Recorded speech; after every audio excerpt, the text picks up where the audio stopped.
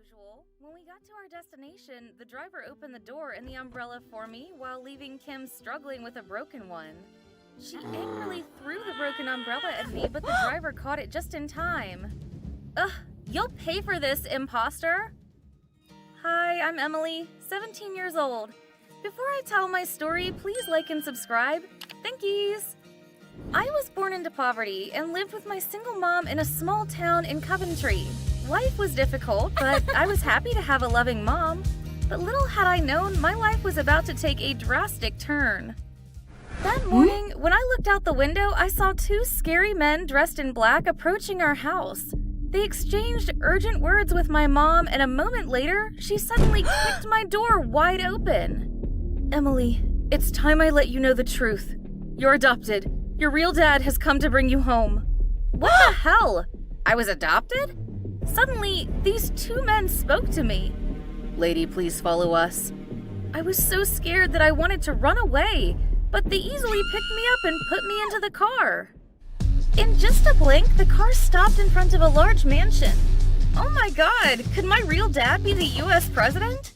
Of course not, but his profile was nothing short of amazing. He's the chairman of the International WOA Electronic Corporation. When he saw me, he rushed to hug me emotionally. However, contrary to his happiness, there was a very annoyed girl standing right behind him. My dad released me and smiled. This is Kim, my other daughter. She's the girl who was swapped with you at the hospital. It turned out that due to some negligence, Kim and I were mistakenly swapped after we were born. I was about to greet Kim, but she immediately pushed me away. This is stupid. And left. That was so rude.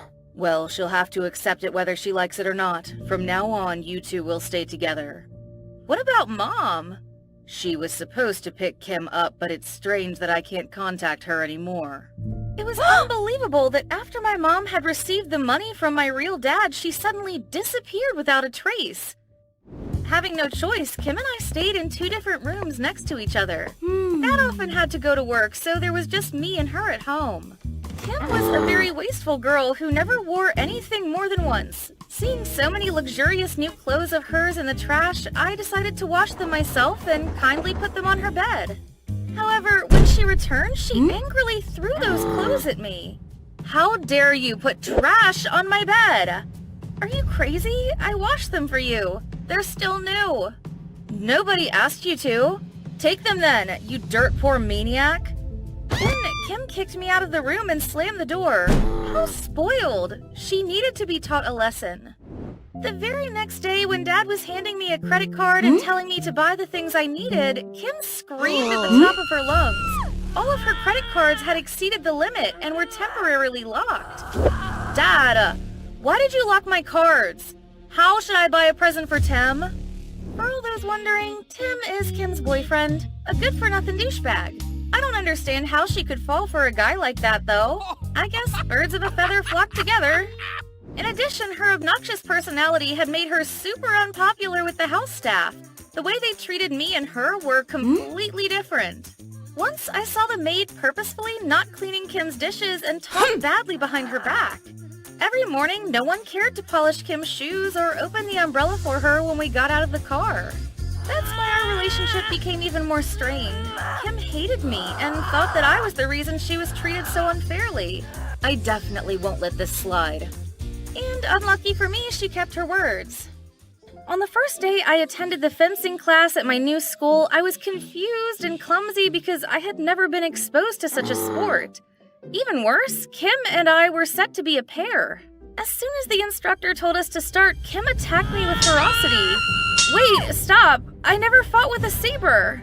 Then suffer, you dumbass! She slashed at me without missing a single shot. I was so angry that I threw my saber straight at her face, but she quickly avoided it. Unfortunately, it knocked our instructor's wig off and revealed his bald head. In the end, Kim and I had to stay behind to clean up the chemistry class as punishment. While cleaning the kit, she accidentally dropped the bottle of acid on the ground.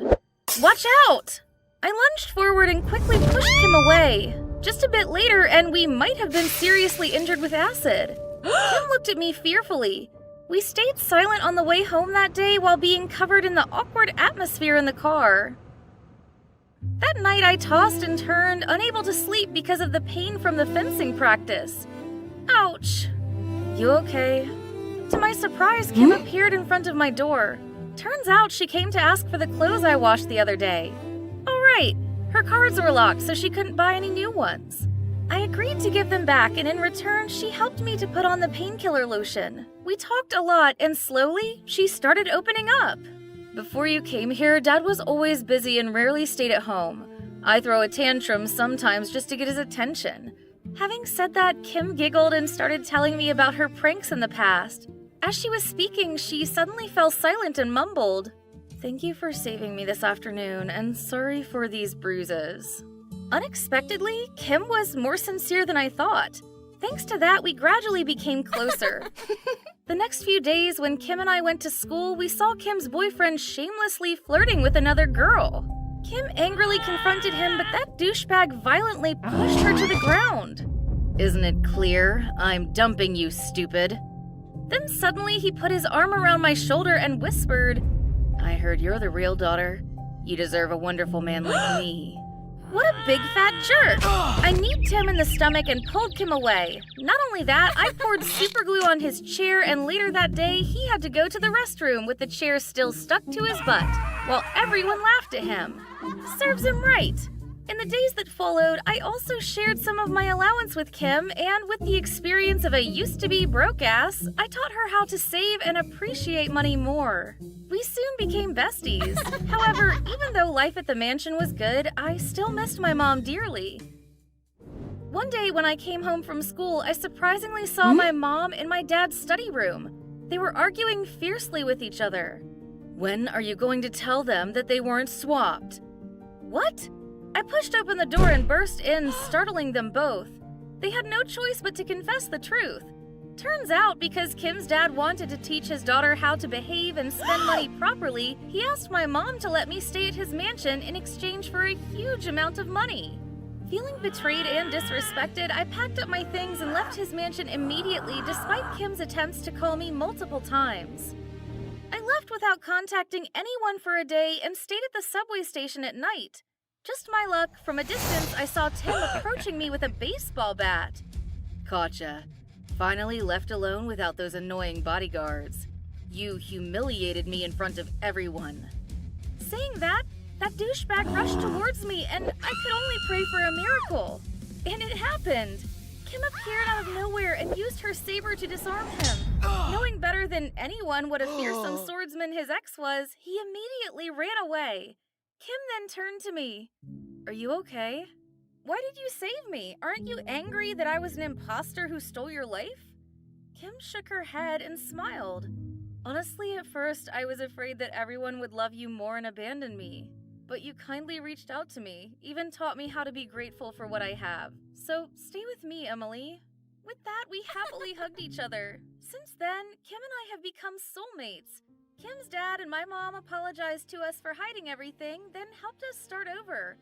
Everything is so much better now.